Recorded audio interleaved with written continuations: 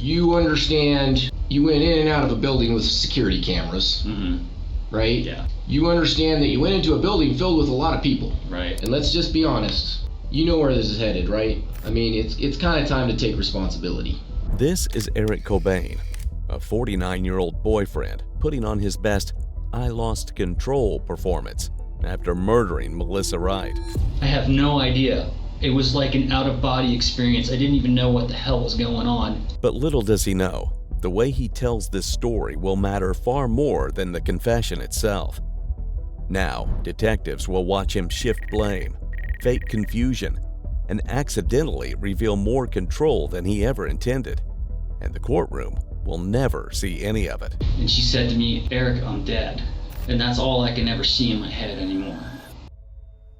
A little before midnight on May 28, 2021, officers in Denver, Colorado responded to an emergency call in the 7100 block of East Lowry Boulevard, a quiet residential area where a woman had just been found unresponsive from multiple gunshot wounds.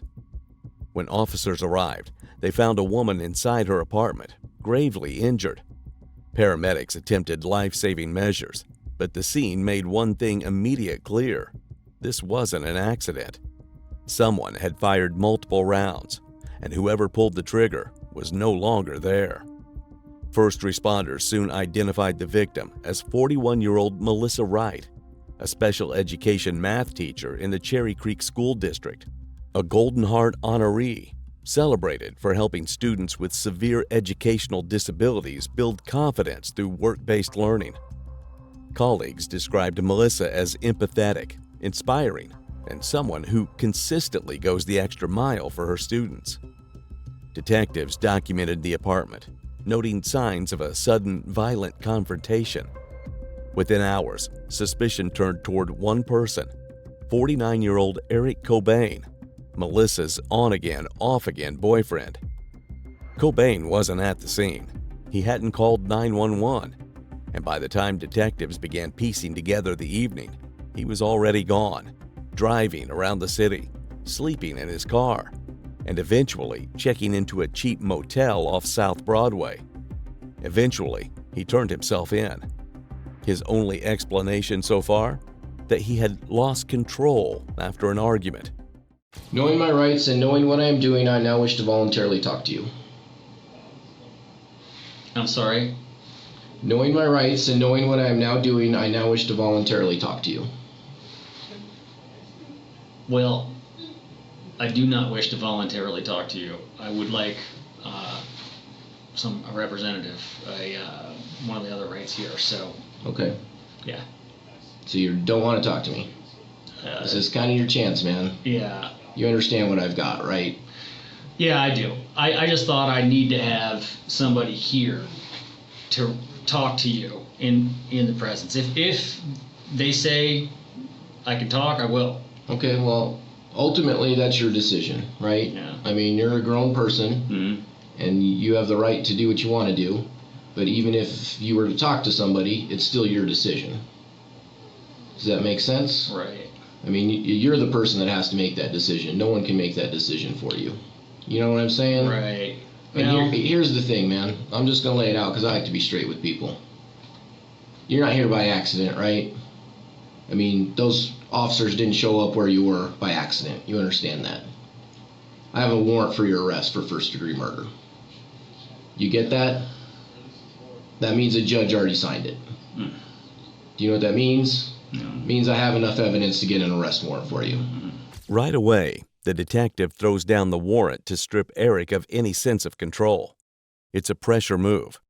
You're already caught. Now talk. I think you can probably think back over the last couple days, right? And think about stuff that's out there and things you did and people you messaged and know what I have, right? I think this is kind of your opportunity, man. This is kind of your chance. You know what I'm saying? Yeah. I was going to turn myself in. Okay. I talked to a friend of mine, and yes, I voluntarily will talk, but there may be some things that I may want to stop. Okay, and you can. Here's the deal, Yeah. man. As we're going along the way, Yeah. that's up to you. You know what I mean? Yeah, Okay. but So I'm gonna read that to you again, or you can read it too. Knowing my rights and knowing what I am doing, I now wish to voluntarily talk to you. And if you along the way want to stop, or you want to leave certain things out, that's entirely up to you. see, I just don't know, like, from a defense perspective, what.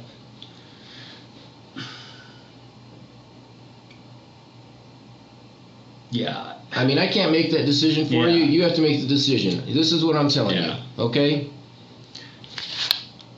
You already know what you told people, at least certain people, Mm-hmm. okay? Mm-hmm. You understand. You went in and out of a building with security cameras, Mm-hmm. right? Yeah.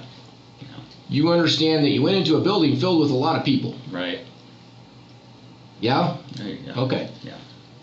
And I'm just throwing information out. Yeah. I'm making statements to you right now. Yeah. These aren't questions, these are statements. Mm-hmm. I'm giving you statements. Mm-hmm. You went into a building filled with a lot of people. People saw you. I want you to have the opportunity to tell me your side, man. Because this is gonna be it. I'm gonna be honest with you. The way that I go through this process all the time. Mm-hmm. This is the moment. You hear what I'm saying? And I will tell you, I think you had some things going on that maybe you feel like people want to know, you want people to know about. This is kind of the chance to put that out there. You know what I'm saying? The detective floods Eric with statements instead of questions, a classic move to trigger compliance. When someone feels their actions are already known, they start talking just to reclaim a sense of control. And Eric bites immediately. Listen, man, I'm a grown-ass adult. I've been in relationships. They're hard. It's always not what everybody thinks it is. You know what I'm saying? I maybe look like an adult, but on the inside I'm a big kid, man. Okay. I'm wrong. I'm just so, yeah. Well, that's probably true of most of us, to be honest with you, right? We all kind of think we're adults sometimes, and inside, I don't know that we all feel that way. Yeah, I We don't. do the best we can. Yeah. I'm telling you, man, this is the moment. And whatever else happened,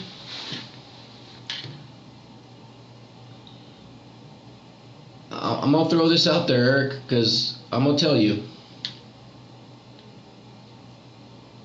the opposite of love is not, like, being done with love is indifference, right?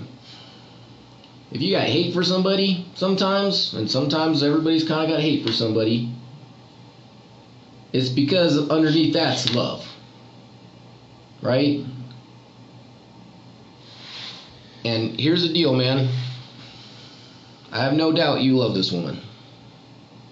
Tremendously. Right. Okay? And let's just be honest. You know where this is headed, right? Mm. I mean, it's kind of time to take responsibility. Okay? So here's the deal, man. This I'm telling you right now. I want to hear your side. But apart from that too, man, this is somebody you loved tremendously.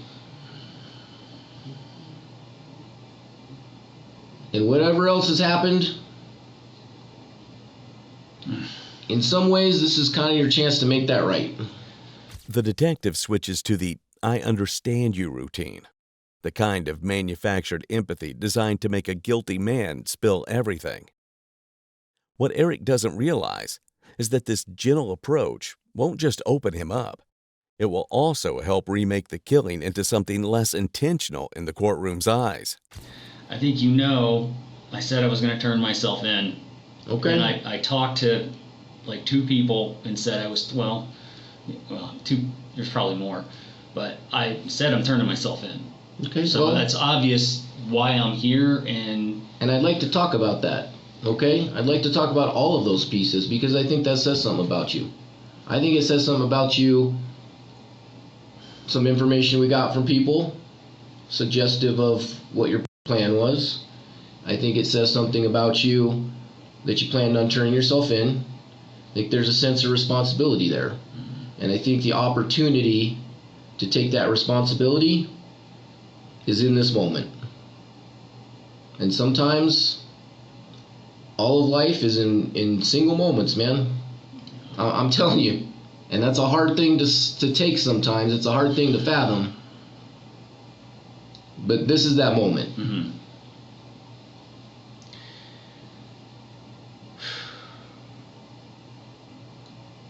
See, what I'm afraid of is you watch TV, you grow up watching all this stuff, and you get the idea that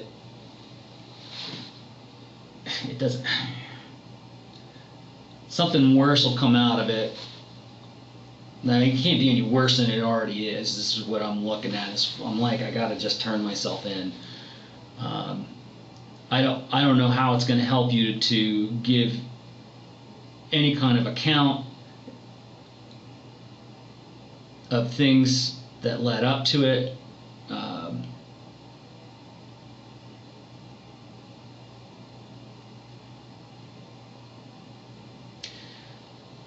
I am responsible for Melissa's death. I can tell you that much. I'm the one that did it. And I'll take that responsibility. And all the things that led up to it, it's too intense and complicated to describe. If there's too much that I don't even know what happened to me. I have no idea. It was like an out-of-body experience. I didn't even know what the hell was going on. Eric starts accepting responsibility, but only after wrapping it in an emotional fog. The whole too complicated, out-of-body, I lost my mind routine. People don't reach for language like that unless the real version makes them look worse. As we'll see, that fog becomes the very thing that protects him. We're not in a rush, okay? And I can try and say I know exactly what you're saying, but without more information, I can't completely say I understand what you're saying, if that makes sense. And here's the thing. I'm going to tell you, because, listen, everything's on the table at this point, right? I mean, everything's out there. I mean, you got people that care about you. You sent a message that was suggestive that you were going to kill yourself. I wanted to. I still want to sometimes. Okay. But I decided to give my life over to God and trust Him for what's next. Okay. And continue to trust Him. Okay. Man of faith. Yes. Okay. Okay. Let's think about that for a minute.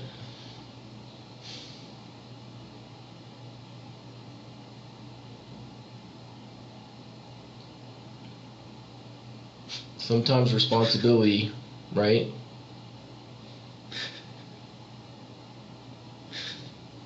Making that confession, and not necessarily to us, to God, which maybe you already did.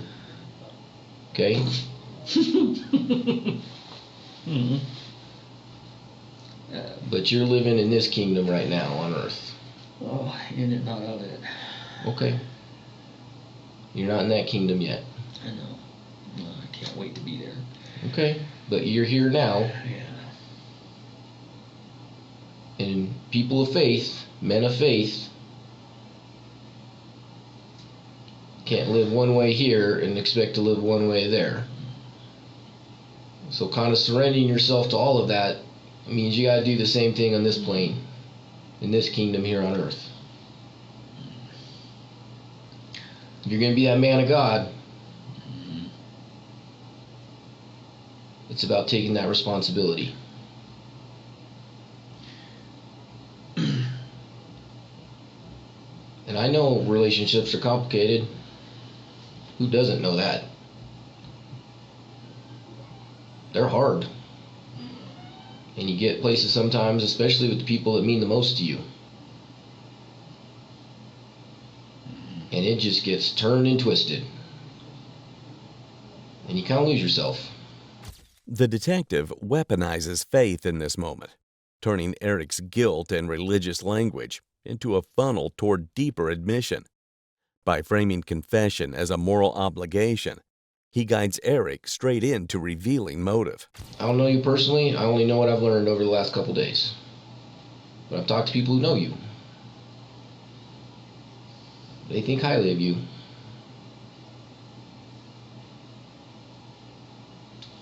They've talked about your faith.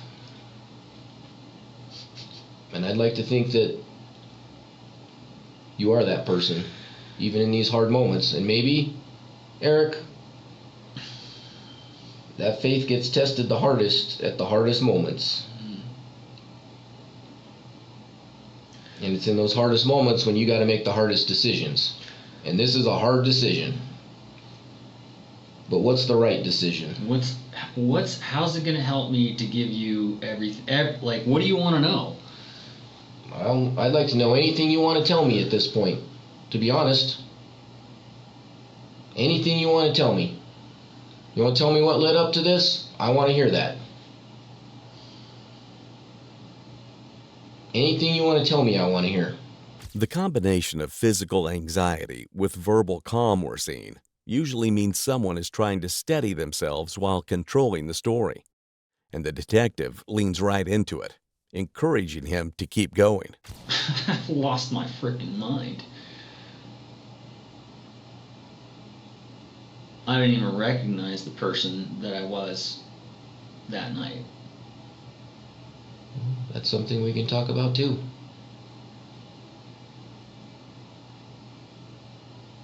But you're the one that has to make that decision. It's not anybody else's decision to make but yours.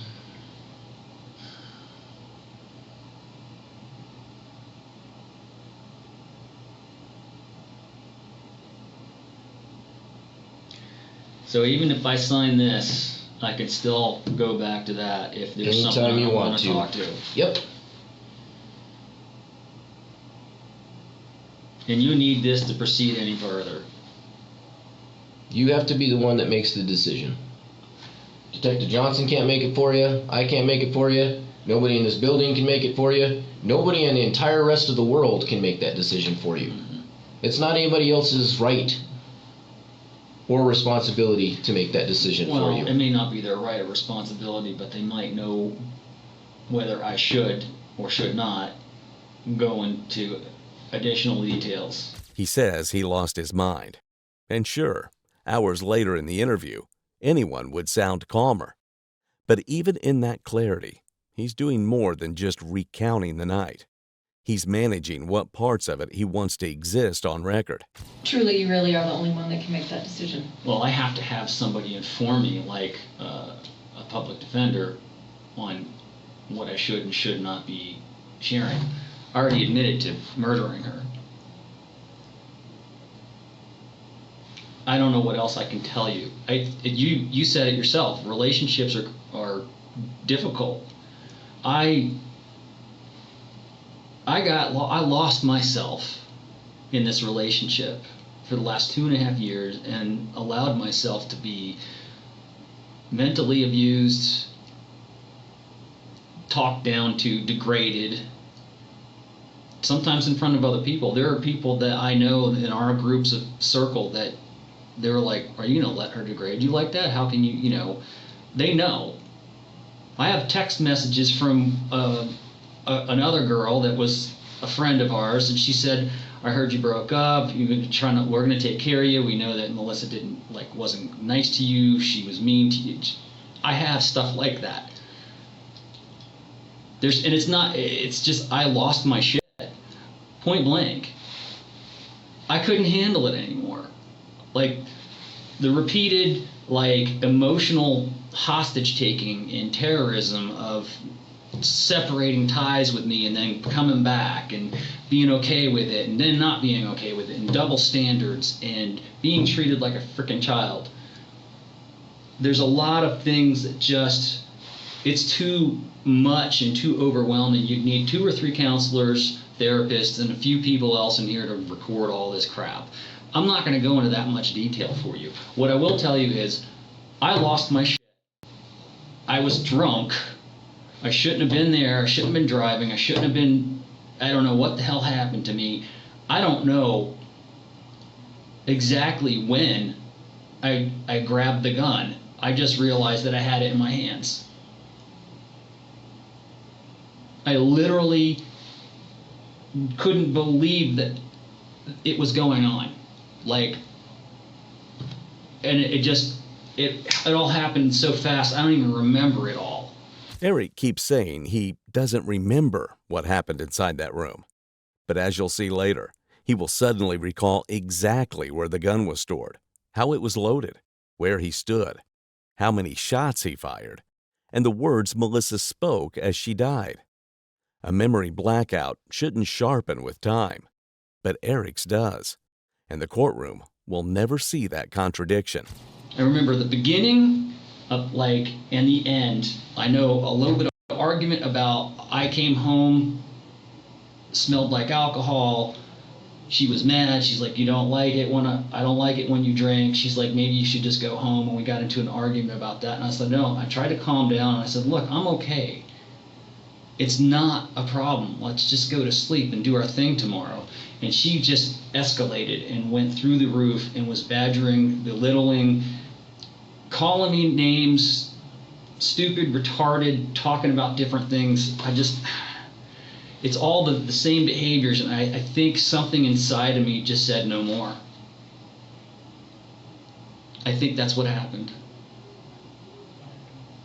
And I can tell you, I don't like myself. I don't really care if my life ends now. I don't care what happens to me. I think back to the few parts that I realized what happened, and I'm disgusted with myself. I am completely disgusted with myself. And I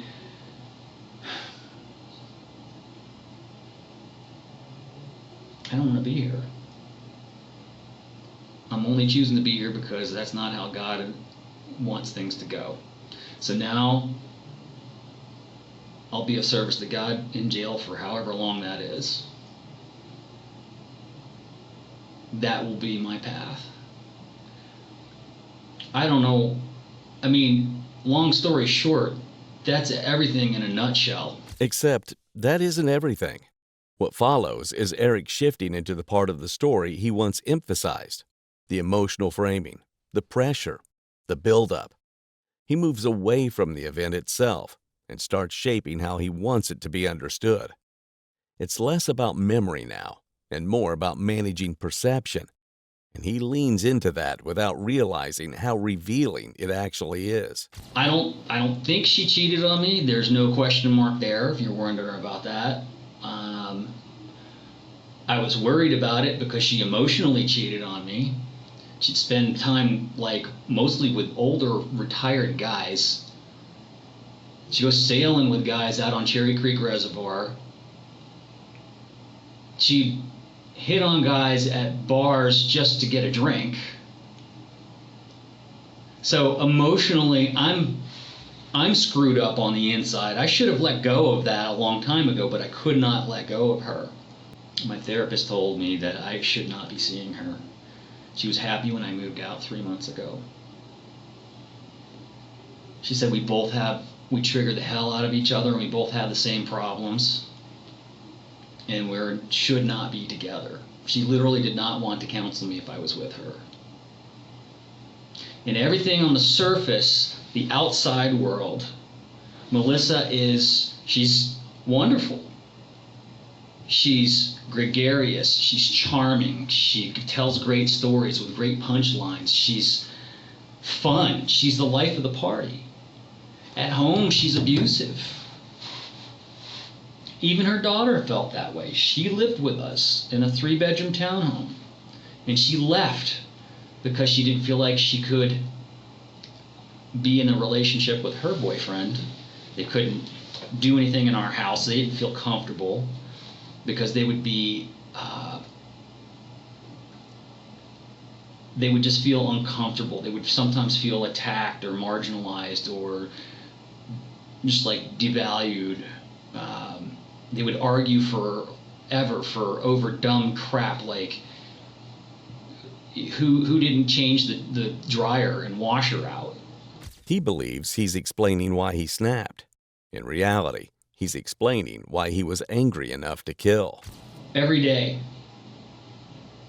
every single day, she'd be on my ass about something small, turn it into something big. Take anything I said and turn it around. I looked up narcissistic personality disorder. I've been watching videos for over a year and a half, trying to figure out what it is about her or me. Who's codependent? Who's narcissist? And I would see all these traits in her, and I'd catch some in me, and I think we were kind of both, the two of us.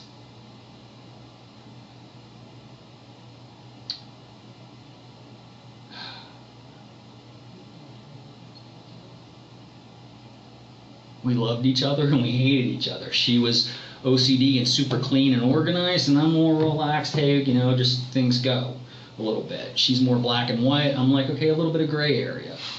Very hard for those two, for some reason, to overlap with each other.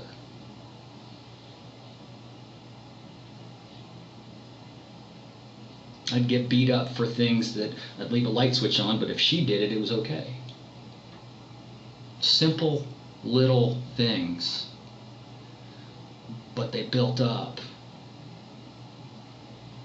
It was like living in a pressure cooker. I remember my stepdad told me when we first moved in together, he's like, I think she's a great girl, but he's like, she's gonna watch everything you do, and he's like, just play it cool and you'll be okay. Man, she's like on my shit about everything. I had no space to breathe. Here, Eric leans hard into victim blaming. He piles on traits, labels, and grievances to cast Melissa as the source of every problem, turning petty conflicts into justification. It's simply the groundwork for a story where his actions feel reactive instead of chosen. I'm so frazzled from walking on eggshells for so long that my mind does not work correctly. Maybe that's part of what the heck happened. I don't know. I literally have the dropsies a lot more than normal, not as coordinated as I used to be. I don't know if it's a product of age because I'm hitting towards 50, but I do take care of myself. That was our big thing. We were into being healthy. Well, for the most part, that was another double standard for her. I might have a drink now and again, but she'd drink 4 or 5 nights a week. And then wouldn't do it for weeks, and then switch to the pot, and then be smoking pot all the time. I do it every once in a while. I quit so I could take this new job.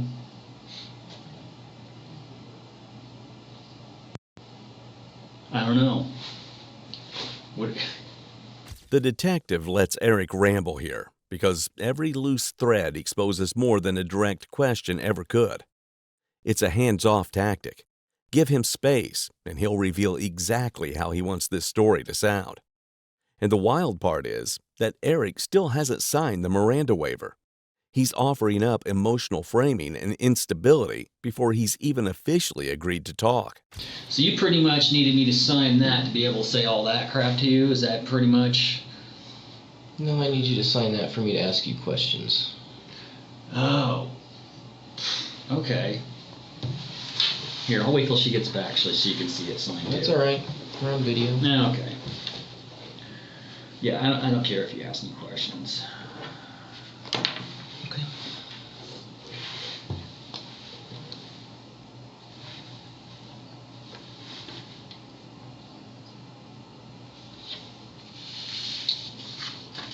I mean, you know why we're here. We've gone over that, right? Right. I'm going to ask you a couple of these questions just because they're kind of standard. I don't want to not be standard, okay? Have any promises or threats been made at any time by myself or anyone else to get you to make this statement? No. Are you under the influence of any narcotic, drug, or alcohol? No. Is this statement being made voluntarily? Yes. And you understand we're being both video and audio recorded? Yes. Okay. So, fair enough. You pretty much laid it out there. But we have a job to do, right? You I get it. understand I get it. that? And so we have to be specific about certain things. 'Cause And now the detective starts poking at his confession, exposing what Eric's I don't remember act really is, because he's about to recall a lot more than he pretends he can. all right.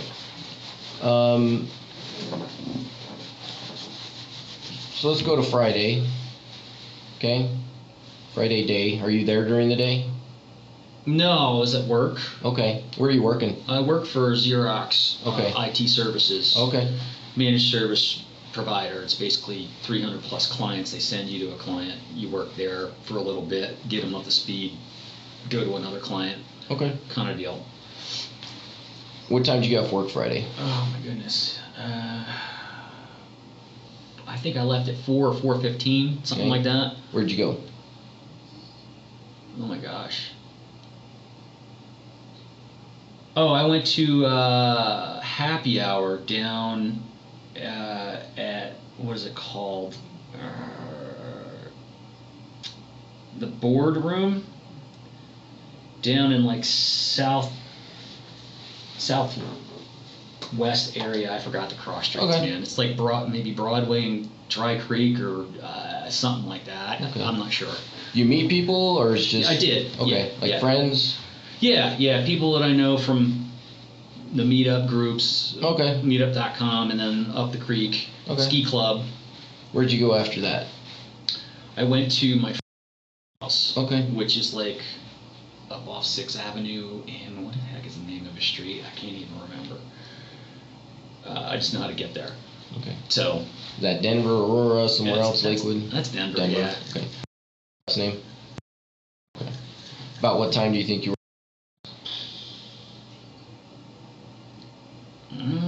Almost 7 o'clock, somewhere right around there. Okay. Yeah. How long? I'd say till almost 11, a little after 11. Okay. Yeah.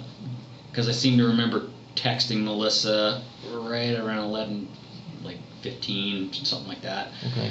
She said she was going to be 8 minutes home, and I said I could be there in 18. I think she asked me if I should just go home or not, and I was like, no, I'd like to see you, or something like that. Okay. So.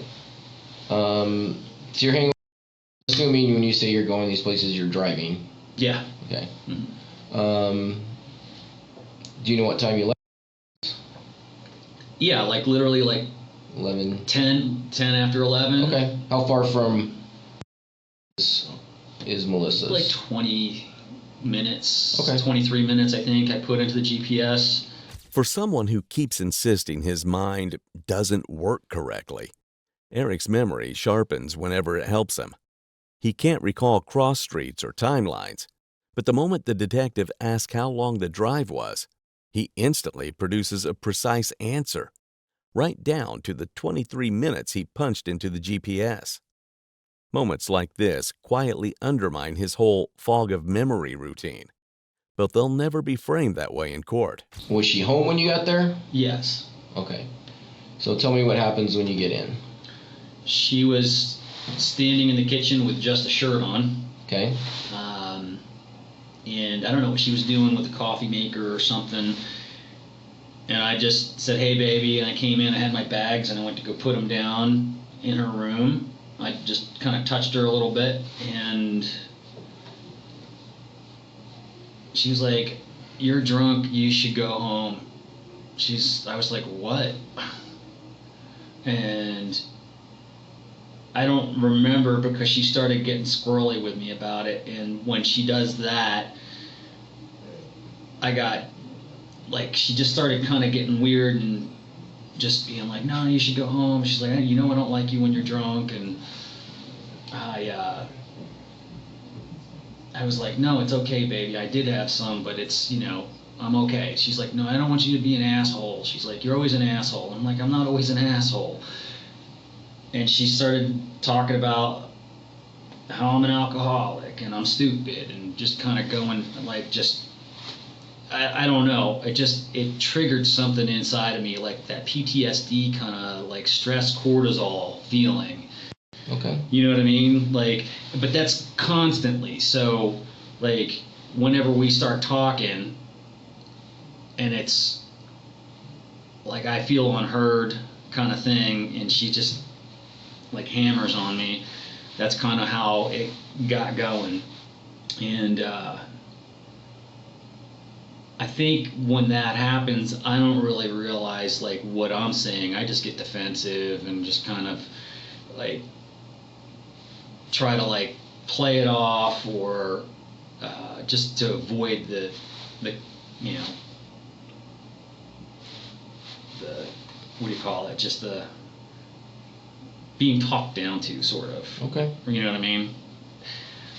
I think I can remember like her laying down, and I was like, she was telling me, no, you should go home, and she started just really railing on me about different things, and she said, I'm going to record this, and I was like, okay, fine, do that. She's like, get out of my apartment, and I was like, no, I was like, let me just stay, because we've done this before. Like, we would argue, and we'd like calm down, and everything would be cool.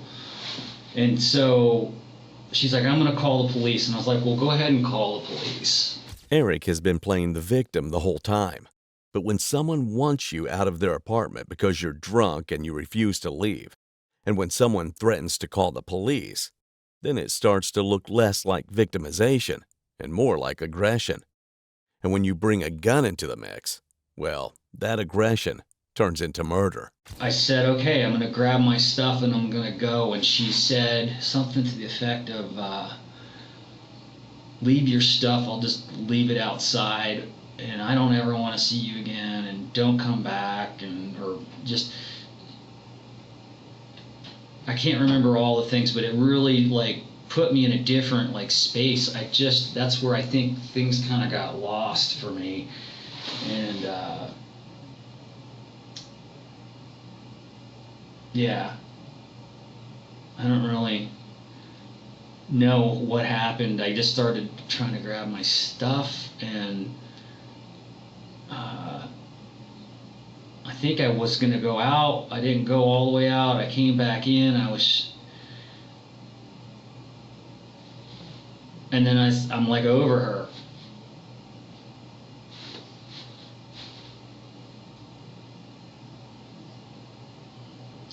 Had loaded the gun, and I guess. Up until now, Eric's memory has been crystal clear, right down to the drive times and GPS estimates. But the moment the violence begins, everything supposedly vanishes. Killers in so-called crimes of passion often claim this kind of blackout, but genuine memory loss usually hits after the fact, not right before it. His gap covers only the part he doesn't want to explain. Where'd you get the gun? I purchased it at, wait a minute, not Sportsman's Warehouse. That was her gun we got. Cabela's, probably 3-4 years ago. Okay.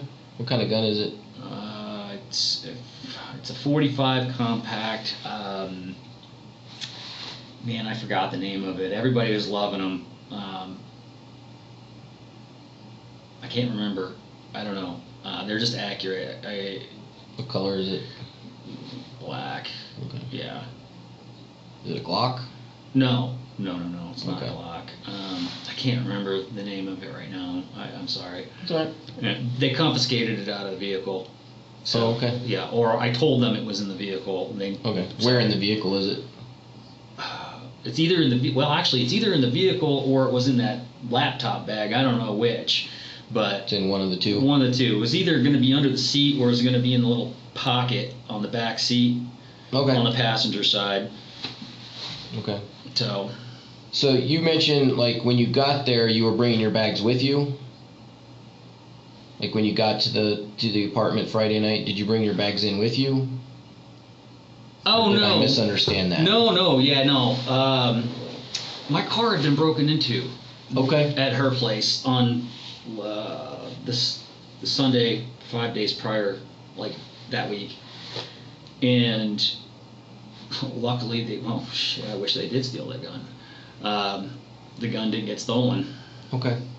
So we put it in her apartment till we could figure out, getting my locks changed, or if it was insurance, or, Okay. Whatever. Where in the apartment? On a shelf in her bedroom, the bottom shelf. Okay, just like on the shelf? Yeah, a white shelf, in a green bag. So was it in the bag? It was in a bag in a box. Okay. So when you got the gun, you said you loaded it. The magazines were already loaded. It's supposed to be for carry conceal, Okay. right? So was the magazine in the gun, or did you have to put the magazine in the gun? Magazine should have been in the gun. Typically, I just leave it in there. Okay. I think. So went in the chamber, or did you have to chamber it? Like I said, man, it was all a blur. Sure. I don't even have any clue. I just found myself there. Okay. I don't. It's like a blank. Another convenient hole in his memory. He thinks adding details makes him sound honest, but all it really shows is familiarity, intention, and a mind that wasn't nearly as fogged as he claims. For someone who insists he blacked out, he remembers the weapon like it's a family heirloom. You said she was laying down, so I don't like to make assumptions about what that means, because somebody could be laying down on a couch, somebody could be laying down on a chair. It was in her bed. Okay. Is she on top of the covers, under the covers? She's under the covers, I think. Okay. I think. And you mentioned when you came in she was wearing just a t-shirt. Yeah. The t-shirt, she go to bed in the t-shirt?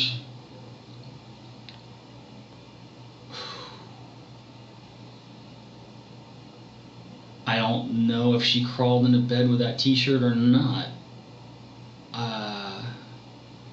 Okay. Literally, I can't even, there's just some stuff that's blanked out. I don't even know. Does she normally sleep in a t-shirt, in pajamas, naked? We both sleep naked typically. Okay. Typically. Okay. Yeah. She's under the covers. It's a single detail that quietly undercuts the whole heat of the moment story Eric keeps leaning on. A crime of passion is supposed to erupt in chaos, not when someone is lying in bed, unarmed and half asleep. But instead of sinking him, details like this will end up softening the case. The courtroom won't hear how controlled this moment actually sounds, only the emotional framing Eric builds around it. And Eric, at one point you said you found yourself over her, so tell me what that means. I just had the gun over her. Okay. And a shot had been fired, and I blanked out, and I don't know. I just continued. It was surreal. I didn't even know. It didn't register to me. I don't know. Are you guys talking still at that time? No, I don't know. I don't know what led up to that. I have no idea. Okay. No clue. Okay. No clue. So. You said she started recording you. Yeah. Do you mean on her phone? Yeah, I guess that was, yeah. Okay. Did you see her actually start doing that? I'm trying to think. Maybe she reached over early, I don't know. We had a habit of recording each other because we didn't trust each other. Okay. All right. We just, Fair enough. totally just didn't trust each other. Okay. Well, we did, but we didn't. It was weird. It's like when we got into fights, I would start recording. And then she'd always ask me, she's like, well, have you ever recorded anything fun? So you said shots got fired. Yeah. What's the next thing that happens? I think I remember seeing her jump or fall out of bed. And I guess I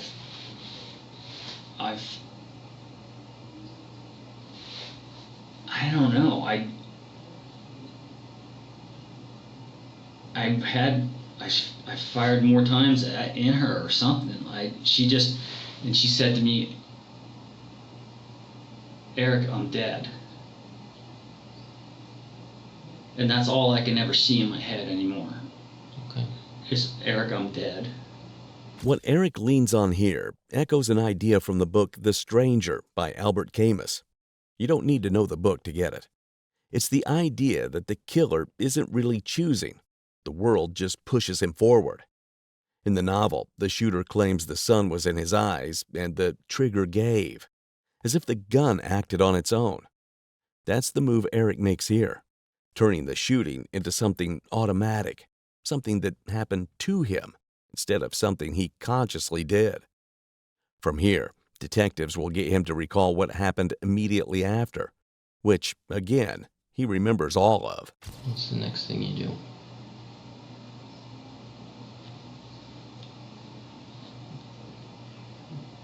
I seem to remember grabbing stuff and running out the door. I didn't know. That's all I can remember. When you say stuff, what do you mean? Just like a bag, a small suitcase that I had in there, and I ran out the door. Okay. Where did you exit the building? Stairwell, the same stairwell. The same one you came in? Uh-huh. Okay, the one that's closest to the apartment door? Mm-hmm. Okay. And where'd you go from there? My car. Okay. Yeah. And then what? I don't even know where I drove. I was driving around for a while, I think, just losing my mind, just breathing heavy, freaking out. I think I drove up to the mountains a little bit, and then I came back. Okay. I was just out of it. I started to come to and realize that just this is terrible, and I just slept in my car. Okay. Do you know where you stopped to sleep in your car? Yeah, over near one of my old jobs, iHeart, right off of Bellevue and 25. There's like a parking garage and like a place that we all used to go hang out at. So I just pulled over there since I was driving all over. I was like, oh, okay, here's a spot for me to just. I tried. I didn't really sleep. This is the point where the legal stakes start to split in two. For prosecutors to secure first-degree murder, they'd need to show intent, planning, preparation, even a moment of decision. But for a crime of passion, the defense only has to establish something much softer, that he acted in an emotional storm he couldn't control. Sudden heat, overwhelming feelings, no cool-down period. It doesn't excuse what happened, but it lowers the charge. And with every answer Eric gives, he steers the story toward that second version, the one where this killing looks less like a deliberate choice and more like an eruption. So you're kind of at the parking garage, kind of in and out a little bit, can't really sleep. Yeah, no, I'm just beside myself over what happened and trying to figure out what happened and why I did it and what the heck is wrong with me. I mean, what possessed me? Now I'm praying to God and I'm asking him, what is this all about? How did this come about? I'm just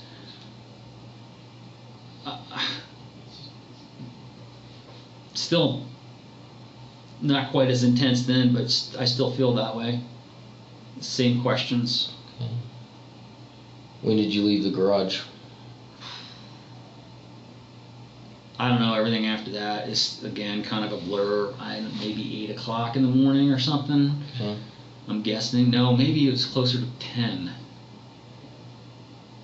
Where have you been since then?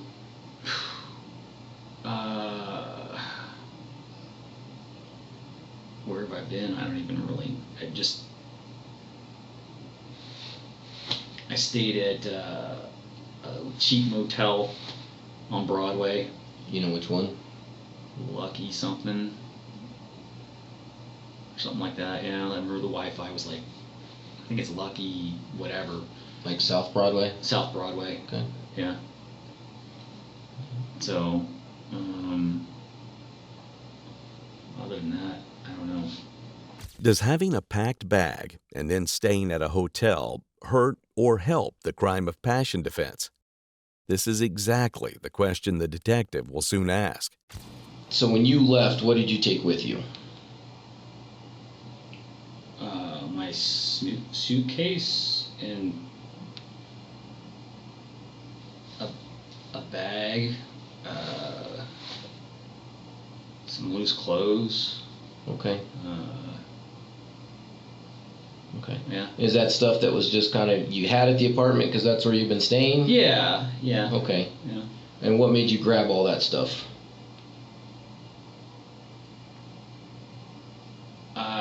I don't know, because I was gonna take it the first time.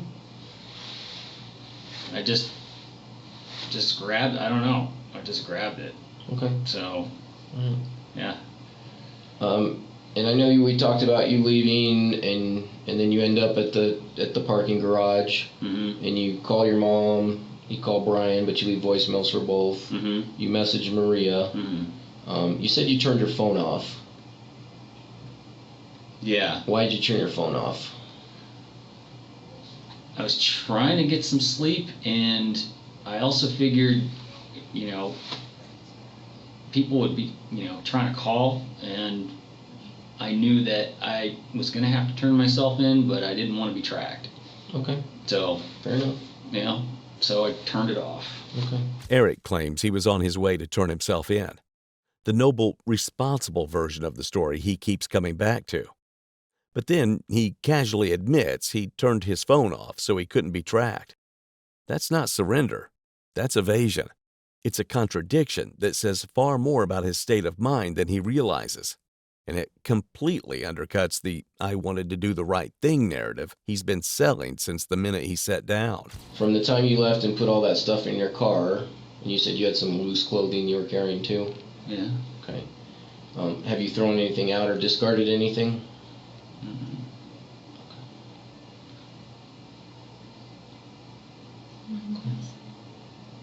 All right. Do you have any questions? I was just going to say, we always ask a lot of questions. Well, I mean, it is what it is. I mean, that's... Okay. And I appreciate you putting it out there. Yeah. Well, Okay. yeah, I get the feeling that I was not supposed to open up, but, whatever. God has a plan for me, and whatever that is, it is. After the interrogation ended, detectives had a full confession, a detailed account of the hours leading up to the shooting, and a timeline that placed Eric Cobain inside Melissa Wright's apartment at the exact moment she was killed. But as strong as that sounded, prosecutors faced a problem. Eric had framed the entire homicide as a chaotic emotional spiral, and the interrogation itself reinforced that narrative. His "I snapped," "I lost control," and "I don't remember" story didn't help prove premeditation. It helped undermine it. So instead of taking the case to trial on a first-degree murder charge, prosecutors made a strategic move.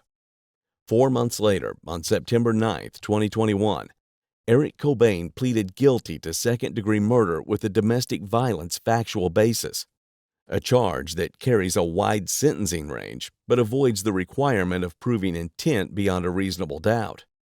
No jury, no long trial, no cross-examination of his contradictions. On sentencing day, Judge Nakia Bland reviewed the evidence, the autopsy findings, and Melissa's family statements. The prosecution argued that Melissa suffered multiple gunshot wounds, fractures, and terror in her final moments, and that anything less than decades behind bars would dishonor the brutality of her death. The defense leaned heavily on Eric's emotional state, his drinking, his claim of psychological deterioration, and his supposed lack of memory. In the end, the judge delivered a sentence that reflected the violence of the act, but not the intent prosecutors originally hoped to prove. Eric Cobain was sentenced to 48 years in prison, A massive penalty, but still far below what a first-degree murder conviction would have carried. According to District Attorney Beth McCann, Melissa's death was a terrible tragedy, and she hoped the sentence would bring comfort to her family. Eric confessed in under 15 minutes, but the way he confessed, emotional, unstable, framing himself as overwhelmed rather than deliberate, is exactly what kept this from becoming a first-degree murder conviction.